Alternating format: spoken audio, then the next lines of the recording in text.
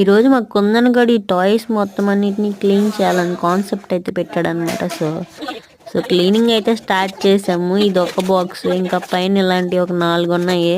కొన్నందుకు punishment కూడా నాకే పడుతుంది అనమాట ఈ మధ్యన ఇలాంటివన్నీ. అందుకే కొనటమే మానేశాను పూర్తిగా. సో ఈరోజు గ్రాసరీస్ అన్ని రీస్టాకింగ్ అనమాట. సో చూపిస్తాను రండి. ఫుల్ టైర్డ్ ఈరోజు మాత్రం చూపిస్తాను ఆగండి.